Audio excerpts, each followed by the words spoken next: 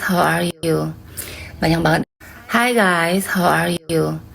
Banyak banget dari kemarin di Igoy, di TikTok juga pada mention aku, nge-DM aku, Kak speak up dong tentang Sahrul yang udah ketengkong dan dapat vonis 3 tahun 6 bulan. Sebenarnya antara males sama pengen berkomentar. Malesnya aku pikir dah gitu kan, udah basi gitu. Cuma pengen berkomentarnya ya aku harus gitu berkomentar. Jadi ini untuk siapapun ya, bukan hanya Sahrul aja, tapi untuk aku pribadi pun sama. Gini loh, di saat kita melakukan hal yang jahat ke orang lain, percaya atau tidak, cepat atau lambat karma itu akan datang dan terjadi. Nah, yang Sahrul lakukan itu emang udah jahat banget, ya. Bukan hanya ke Mbak Sandi, bukan hanya ngehina bayi yang belum lahir, ngefitnah orang, ngegiring opini. Aku sebagai korban yang nggak henti-henti setiap hari itu selalu namaku disebut, dibahas. Terus papaku waktu masih sakit itu jadi bahan hinaan sama dia. Papaku udah meninggal pun tetap jadi bahan hinaan sama dia. Gimana dia ngancurin bisnisku, gimana dia coba berusaha untuk ngancurin aku dengan cara terlihat dan tak terlihat gitu loh. Gimana dia mencoba untuk ngancurin mentalku, semua bisnisku. Dia mau bikin aku metong, dia mau bikin aku gila.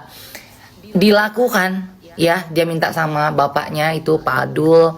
Aku respect banget sama Pak Adul. Alhamdulillah Pak Adul sekarang udah tobat, udah nggak mau lagi jadi dukun, udah nggak mau lagi ngejahatin orang, karena udah nggak mau lagi ngikutin apa mau kata Sahrul juga, karena dia udah tua juga, katanya dia udah nggak mau, udah kemarin kan sakit-sakitan. Alhamdulillah kita bantu juga untuk biaya berobat, biaya operasi, kita cariin rumah untuk kontrakan Pak Adul, which is itu bapak kandungnya dia. Jadi setiap hal kejahatan yang dia lakukan ke orang lain itu aku berbicara ya, aku sebagai ininya dia ya, sebagai orang yang bersih terus sama dia, yang dulu pernah deket banget sama dia. Aku berbicara mengungkap fakta, itu benar-benar fakta yang aku punya buktinya. Aku punya semua bukti, aku punya banyak saksi gitu loh. Jadi aku bukan ngomong semata-mata hanya asal kayak ngoceh gitu loh, hanya asal ngoceh, ngoceh-ngoceh tanpa bukti, tanpa saksi gitu. Tapi aku punya semua itu. Aku punya bukti, aku punya saksi. Aku ada di saat itu, di saat dia ngejebak LL. Aku ada di rumahnya, di apartemennya dia. Aku mendengar dia telepon-teleponan sama Polela itu untuk ngejebak LL. Udah gitu aku punya semua buktinya. Aku disuruh datang ke Jakarta dan udah pulang aja. Pokoknya dia gimana trik dia, teknik dia, cara dia untuk ngejebak LL. Terus waktu dia mau ngancurin bisnisku, klubku yang di Bali apa semuanya, ada Yuka juga sebagai saksi hidup di situ, ada Dede Satria juga di situ gitu loh, mendengarkan dia telepon bapaknya, gimana permintaannya dia. Terus waktu pas aku speak up masalah kayak Oke Tiket, penipuan Oke Tiket, kalau dia salah satu owner dari Oke Tiket itu, aku yang tahu, aku ada di situ, saksinya pun banyak gitu kan. Jadi maaf ya gigiku somplak karena karena vinirku lepas satu, aku harus ke Jakarta untuk benerin vinirku. Jadi segala sesuatu yang aku ucapkan itu aku punya bukti, aku punya saksi. Aku bukan ngoceh hanya asal ngoceh aja, tapi tanpa ada bukti konkret dan saksi yang valid gitu kan. Jadi ini pelajaran untuk dia juga. Tapi sih dia punya karakter yang nggak mungkin taubat. Aku yakin 1000% saat dia keluar dari penjara, dia akan memikirkan bagaimana cara trik untuk menghancurkan orang itu lagi dan musuh-musuhnya, orang-orang yang dianggap musuhnya dia gitu loh. Which is ya kayak aku udah sebenarnya bodoh amat, udah cuek aja, tapi dia terusan ngebahas aku dan anggap aku musuh berbuyutan dia. Ya aku sih nggak peduli, terserah lu gitu kan, dosa-dosa dia gitu kan ya. Cuma itu manusia, seolah-olah dia paling paham agama, dia yang mengerti segala karma buruk dan lain-lain. Tanpa dia sadar, dia itu setiap detik, setiap hala napasnya dia melakukan karma buruk untuk hidupnya sendiri. Ingat ya, untuk hidupnya sendiri. Jadi dia melakukan karma buruk ke orang lain, yang which is karmanya itu disimpan dan akan kembali untuk dirinya sendiri. Jadi ini pelajaran bukan hanya untuk aku, untuk kalian semua yang nonton video ini, tapi mungkin untuk dia. Tapi untuk dia sih susah sih, sulit banget. Mungkin cara dia untuk bertobat dan berhenti untuk menjadi orang jahat di saat dia udah meninggoy. Itu kali ya. Karena aku tahu banget karakternya dia seperti apa. Ya seperti itulah dia. Dan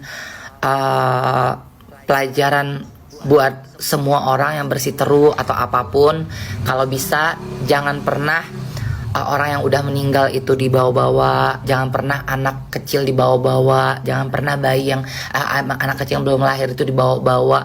Berseteru aja gitu loh. Kalau aku sama dia, aku berseteru tanpa sensor guys. Aku nggak suka pakai sensor nama. Aku posting mukanya dia, aku posting namanya dia, aku buat komedian lucu-lucuan namanya dia gitu. Aku nggak mau, nggak pernah takut dan nggak pernah mau pakai sensor gitu loh. Karena ya udah gitu loh. Emang itu ekspresi dari apa yang aku alami, apa yang ekspresi yang pengen aku luapkan gitu. Kalau dia kan enggak, dia selalu kayak pakai sensor. Tapi kalau aku dia enggak, karena mungkin dia tahu aku juga sama dia ngebahas dia nggak pakai sensor nama dia, muka dia. Jadi dia juga seperti itu. Nama aku, muka aku nggak pernah pakai sensor sama dia. Pelajarannya banyak banget dari kejadian Sahrul ini, dan mudah-mudahan aja ya, mudah-mudahan aku sih berharap setelah dia keluar, setelah 3 tahun 6 bulan ini dia bisa berubah, dia bisa berdamai dengan dirinya sendiri, berdamai dengan keadaan, berdamai dengan universe, berdamai dengan masa lalu, dan bisa berbaikan dan bisa mengakui orang tuanya, ya bisa mengakui keluarganya dia. Intinya dia harus bisa berdamai dengan dirinya sendiri dan berdamai dengan keadaan dan masa lalu yang pastinya. Sampai di situ aja. Makasih. Ayam guys. Makan. Aku lagi mau makan. Kalian kalau cari tempat les di Bali nggak usah bingung-bingung, kalian langsung aja bikin appointment di Goddess Lashes karena ini bagus banget tempat langgananku, dan bukan langgananku aja, langganan banyak influencer dan para artis. Kalau udah datang ke Bali pasti eyelashnya di Goddess Lashes. Nah ini pemasangannya itu under kayak 40 menitan gitulah ya. Terus bulu matanya itu dipasang satu per satu atau helai per helai, lembut banget, ringan banget, tidak perih sama sekali selesai pemasangannya, dan bener-bener nyaman dan awet. Aku tuh sepasang tuh bisa sampai sebulan, bisa sampai sebulan lebih, baru bener-bener yang aku retouch lagi atau aku ganti lagi. Jadi misalkan kalian mau bikin appointment, ada yang di Canggu, ada yang di Seminyak, ada yang di mana lagi, pokoknya klik aja lah ya link yang ada di profile Goddess Lashes untuk bikin appointment. Terus pasang eyelash ini aku pasang yang Foxy Eyes 10, 11, 12, 13. Jadi aku memang sengaja mau yang natural. Ya. Makanan ayam, Mor. Makan.